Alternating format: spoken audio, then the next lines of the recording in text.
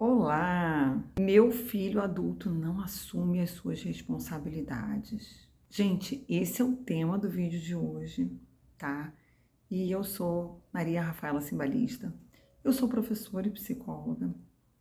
E eu tô vindo aqui para a gente conversar um pouquinho sobre esse tema que muitas vezes deixa até alguns cuidadores, alguns pais, alguns adultos que criaram esse novo adulto preocupados e até angustiados, né?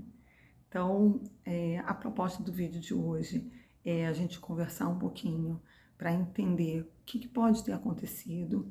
A ideia é a gente fazer uma análise, não é para fazer um julgamento da situação, até porque o julgar não adianta, né? Você já deve estar sofrendo bastante com essa questão. E é claro que, assim, todas as análises que a gente vai fazer aqui, elas são análises superficiais, né?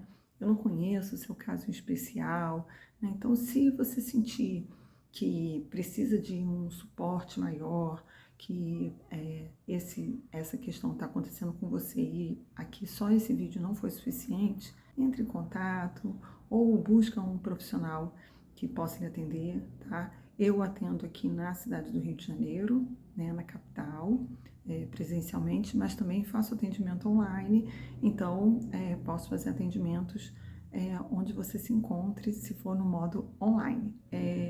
Então hoje a gente vai falar sobre essas experiências, de o que pode ter influenciado, pode ter contribuído para esse tipo de comportamento, embora não sejam todos os fatores que possam ser definitivos, porque a criação de um sujeito ela é muito complexa, ela tem várias áreas, ela não tem uma definição só.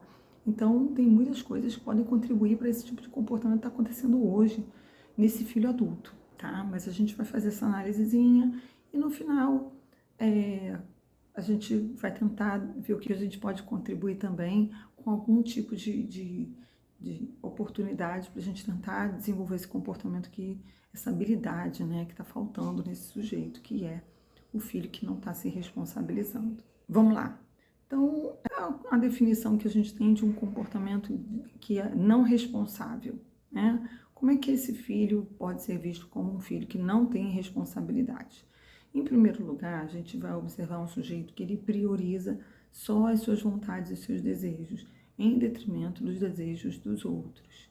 E aí a gente não está falando de amor próprio, a gente está falando de uma falta de sensibilidade social, né? Vamos falar um pouquinho rapidamente sobre o companheirismo. Imagina o companheirismo entre duas amigas.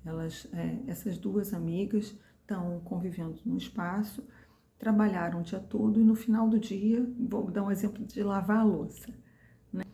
Tem que lavar a louça, não tem uma definição de quem lava a louça. Uma amiga pode olhar para outra e pensar: estou muito cansada.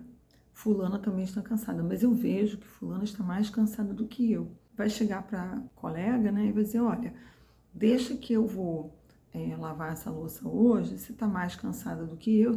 E aí no outro dia a gente faz a troca. Então a gente vê nesse processo, né, nessa percepção do outro, eu não deixo de enxergar a mim mesmo, né? Eu enxergo que sim, eu estou cansada, eu estou com uma necessidade agora que eu preciso descansar. Existe uma demanda que é o quê? Um serviço doméstico, que é lavar uma louça, precisa ser feito, porque a gente tem que higienizar o ambiente, né, que a gente vive, ou que a gente está, mas enxergar também que esse outro eventualmente pode estar um pouco mais cansado do que eu, então hoje é assim, amanhã pode ser diferente, e amanhã esse outro também vai trocar comigo. Nesse companheirismo pode acontecer até uma discussão saudável, do tipo, a outra olhar e falar assim: não, você está mais cansado do que eu, deixa que eu vou, não, eu vou, você descansa. Então, assim, as pessoas olham para si, mas elas olham para o outro também. Então, quando esse sujeito só prioriza as vontades e os desejos dele, sem olhar o do outro, né, isso causa um prejuízo, né, porque ele não tem responsabilidade sobre as coisas que acontecem à sua volta. Outra coisa também que a gente pode definir é não resolver as consequências, principalmente as consequências negativas. Não assumir essas consequências, que são de escolhas do próprio sujeito. E aí, quando ele não assume essas responsabilidades, às vezes os parentes, as pessoas que convivem, se veem obrigadas a assumir as consequências das escolhas que esse sujeito fez. E muito sofrível também. Vou dar o exemplo de novo da louça. Vamos supor que dentro da casa você, mais outras pessoas que compartilham, e esse filho adulto que não tem responsabilidade, ele tenha uma orientação de que, sei lá, terças e quintas ele lava a louça à noite. E a consequência, se ele não lava, porque tem que ter os limites e a clareza nas consequências. Se ele não lava a louça na terça ou na quinta, ele também vai ter que lavar no dia seguinte, né, no lugar de outra pessoa que ia lavar. Então, é uma consequência, por exemplo, que você pode ter colocado na sua casa. E ele não quer assumir essas consequências. Não é justo, né? Ele tem uma explicação, mas ele não tem uma justificativa, ou às vezes não tem nenhuma explicação, porque ele não efetuou uma responsabilidade dele, ele simplesmente não executou, e ele não quer assumir as consequências desse ato. Então, assim, se ele não faz, alguém vai fazer por ele. Então, é dessas consequências que a gente está falando. Pode ser uma louça não lavada, podem ser coisas mais sérias, né? A desorganização financeira, a desorganização no dia a dia, né? O não comparecimento na questão de ajudar a pagar as contas dentro de casa, ou de dividir as atividades domésticas e cotidianas, porque afinal de contas ele é um morador, ele não é um hóspede dentro de casa, ele é um morador, se ele convive naquele ambiente, tem que estar colaborando, né? A nossa casa, que nós somos criados, é a nossa primeira sociedade. Então, é bom que a gente tenha um comportamento de colaboração, de uma forma geral. Não entendendo que, está ajudando, não, está colaborando, está fazendo parte, porque se ele utiliza as vantagens de estar ali, dividindo aquele teto, né, tem o teu espaço ali de convivência, ele tem também, além dos direitos, tem também os deveres, né, as responsabilidades de estar dividindo aquilo ali, né, e se é um adulto, sim, colaborando, mas sempre lembrando que a casa da gente, então as regras são suas. Se ele quiser umas regras diferentes, ele pode buscar a independência dele, para ele ter o espaço dele e ele governar como ele bem entender esse espaço quando ele alcançá-lo. Assim como você precisou lutar pelo seu espaço e aí desenvolver as suas regras, achando que essas eram as melhores para a convivência, e também vai ter que buscar esse tipo de coisa.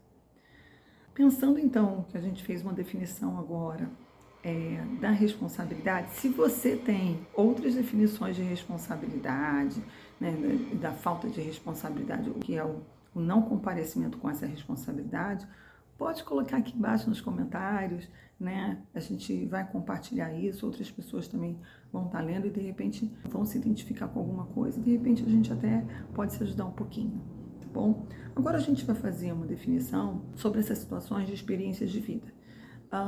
Eu vou falar somente sobre um aspecto, mas existem outros aspectos também que podem influenciar nisso, tá? Um desses aspectos são os estilos parentais. O estilo parental, resumidamente, de uma forma muito simples, né, para a gente entender, é a forma como a pessoa vai exercer a educação não formal, que é essa educação que a gente recebe dentro de casa, né? A educação da escola é uma educação formal.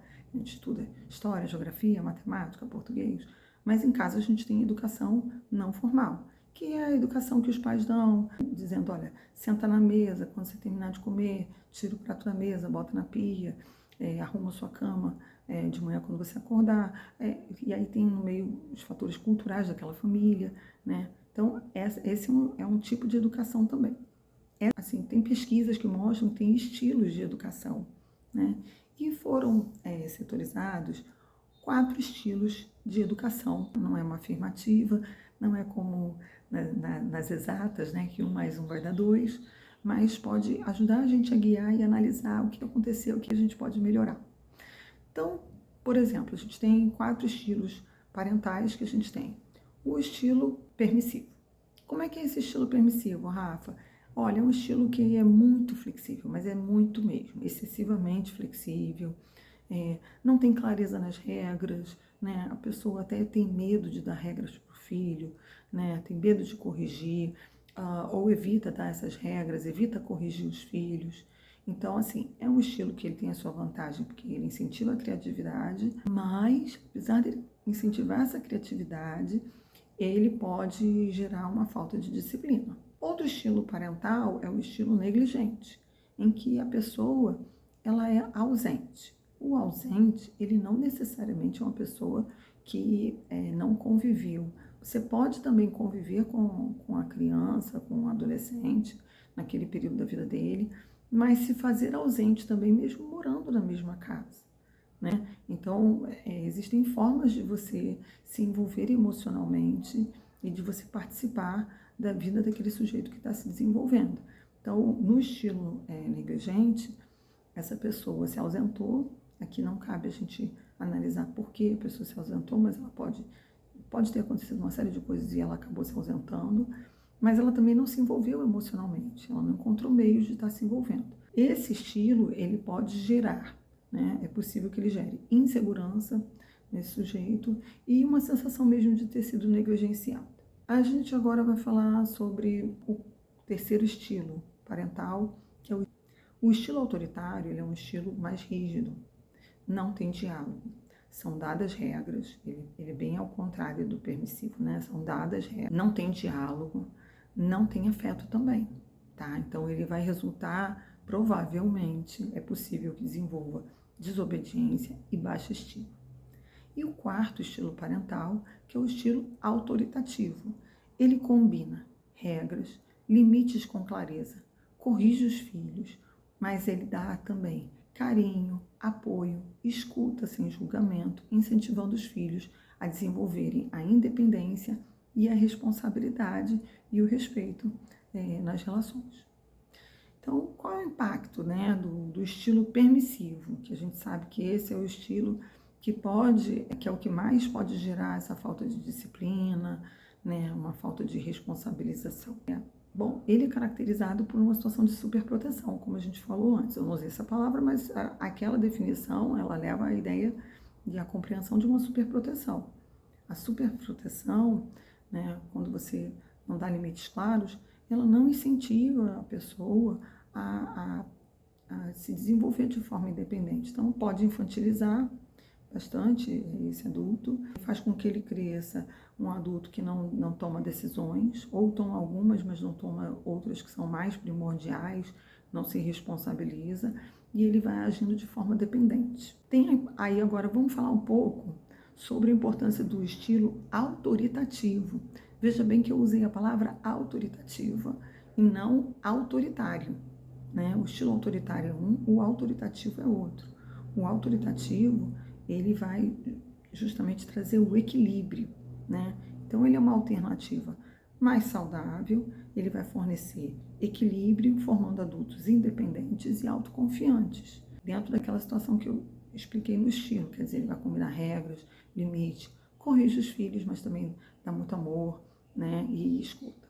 Qual as sugestões agora para a gente lidar com essa situação? Porque o filho agora está adulto, né?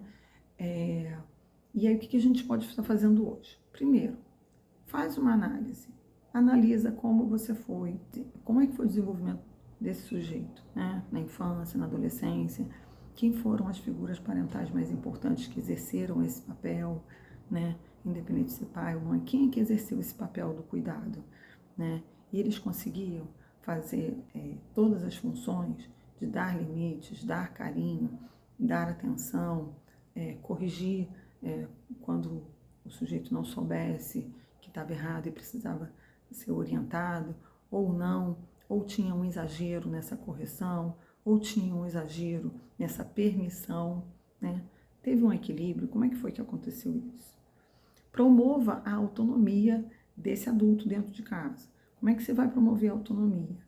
Você vai promover que ele tome as suas próprias decisões, ficando claro também quais são as consequências e que ele vai arcar com essas consequências.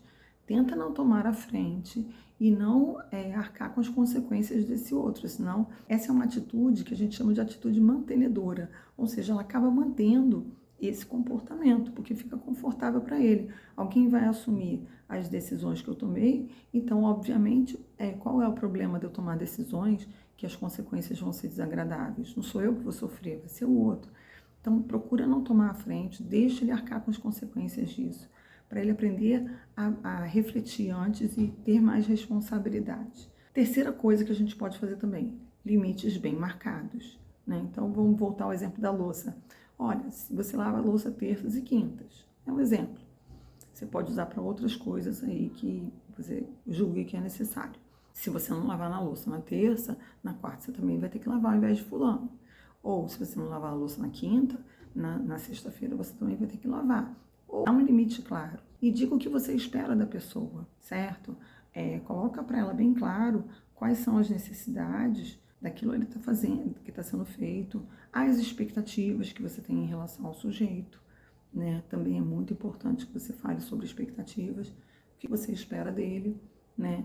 E tentar ver se ele desenvolve essa autonomia. E o apoio emocional. Um apoio emocional sem julgamento, como é que a gente faz? Se mantendo presente, né? Ouvindo esse outro, deixando que ele expresse as preocupações dele, sem julgamento, né? Mas deixar que ele também tome as suas próprias decisões. Não tomar à frente. Eu sei que é uma situação muito complexa, tem deixado muitos pais, muitas pessoas que convivem com essas pessoas muito aflitos, né? Então, assim, você já viveu esse tipo de coisa, né? Com você, próximo de você, né? Como é que resolveu essa questão? Como é que foi tratado esse problema, né? Tem outros estilos, outras questões de responsabilidade que de repente eu não falei aqui, de repente você pode estar falando. Fica à vontade, faz um comentário aí embaixo, eu vou adorar e compreender as histórias que vocês têm. E se você precisar de um apoio maior, busque um atendimento em psicologia, né? E procure um profissional que você tenha confiança para a gente tratar das questões mais individualizadas e de uma forma mais aprofundada. Se você gostou, curte esse vídeo, né? Vamos espalhar informação por aí, conhecimento. Fique em paz e até o próximo vídeo.